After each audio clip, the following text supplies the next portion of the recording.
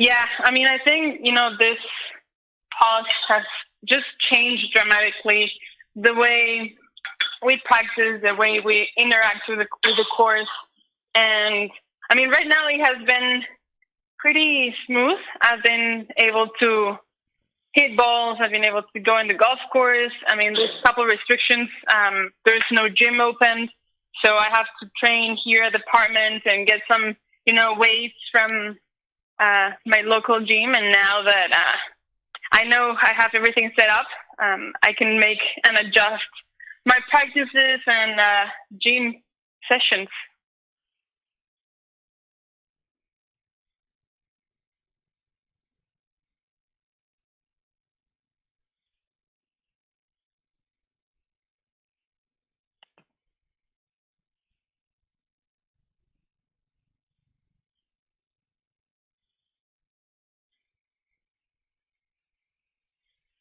Right.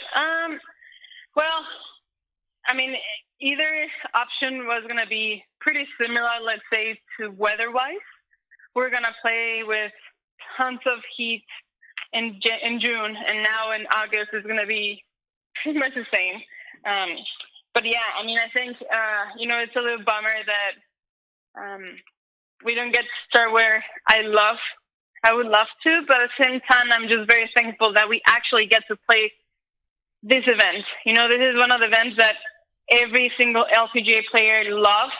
The community, I think like around 85% of the girls stay in housing, in private housing. So, it's a very friendly environment, and playing back with, my Razorbacks at my second home is just very special for me to have this opportunity again this year.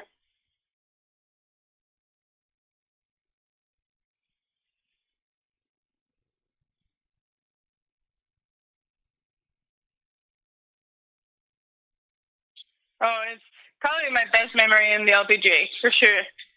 Being able to call the Hogs.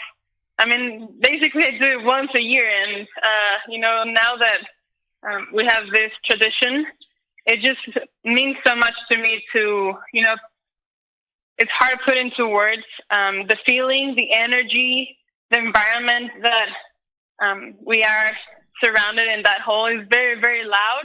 People towards the end of the day start getting really, let's say, very happy with, the drinks, and it just gets very exciting to see all the energy that goes around in such in one hole.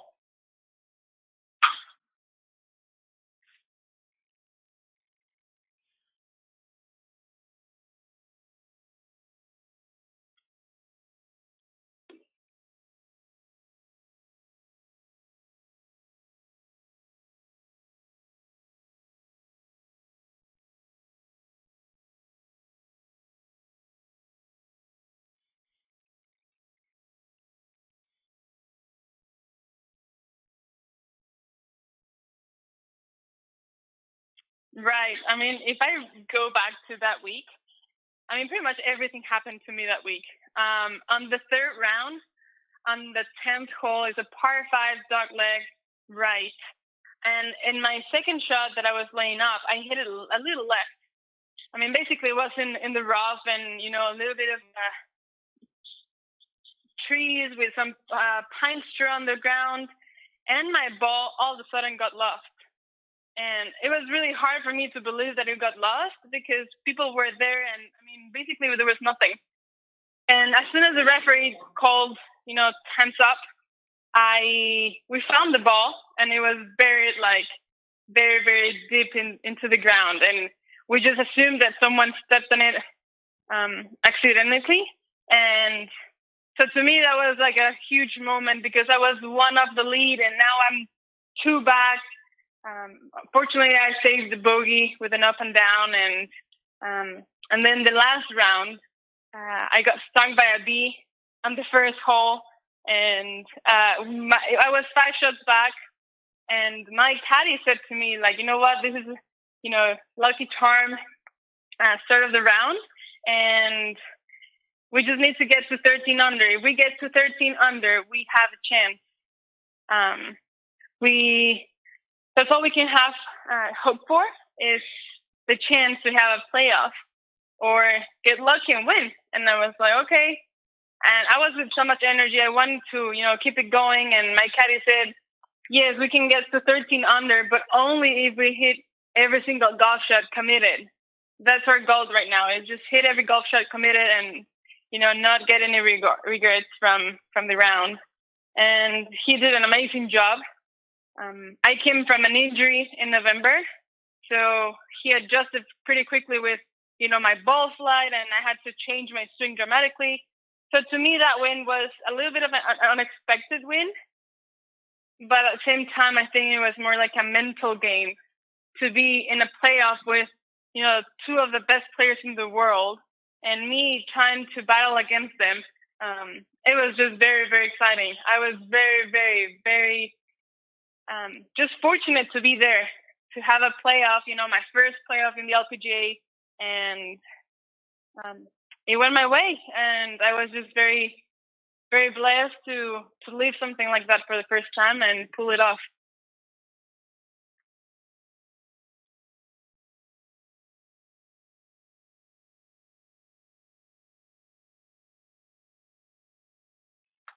Yeah.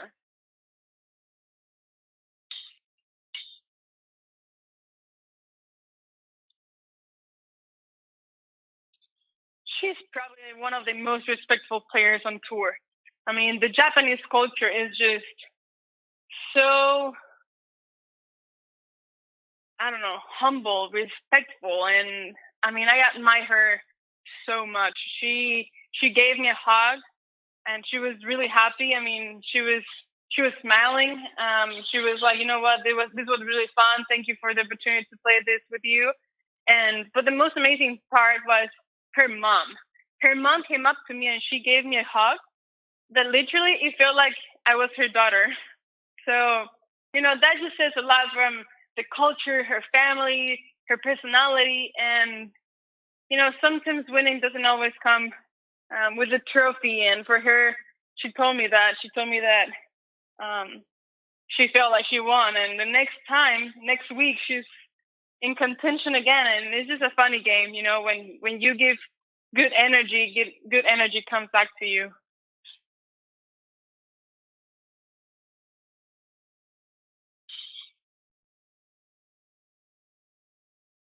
Yeah.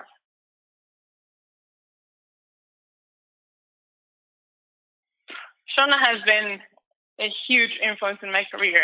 I mean, she basically turned, my game upside down in college. She taught me to how to love practice, how to be obsessed with the process, how to love, how to get better.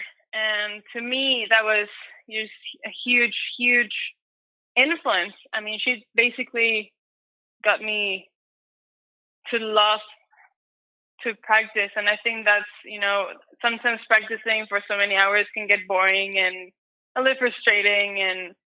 But she did an amazing job. And she basically was, she took care of the girls as girls, not as golfers. And I think that's her biggest, quality, is that she is always worried about the person that is on the other side of, the golfer. And I mean, she's like my second mom.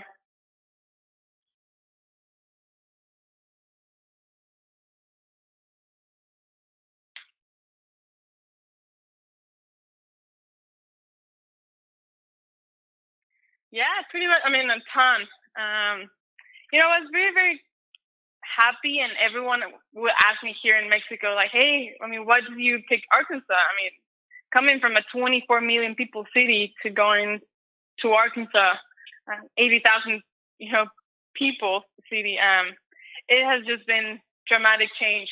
So to be able to open the Mexican community and the golf team and different sports in Arkansas was just tremendous. And right now, I talk a lot with Regina. She has been, we basically were roommates for 4 years, and we just built amazing relationships with every Mexican that comes and play into Arkansas.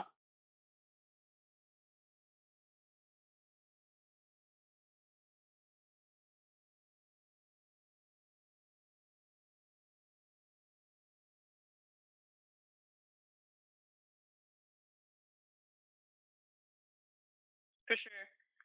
She basically changed my life. I mean, she was world number one when I was about 13, 14 years old. And that was like the most influencing time for me to be able to look up to her and, be determined that I wanted to be a professional golfer growing up. So um, she has been probably even more humble over the years. And I think that just is a huge amount of personality wise, how she treats people on and off the golf course. And right now, I mean, if you ask on tour, hey, how was Lorena influenced in your career? I mean, they would say like, hey, Lorena was the best world number one on and off the golf course. She has an amazing charity foundation, and she takes care of her people, and she has the feet on the ground. And I think it's just very, very admiring to follow a little bit of her career.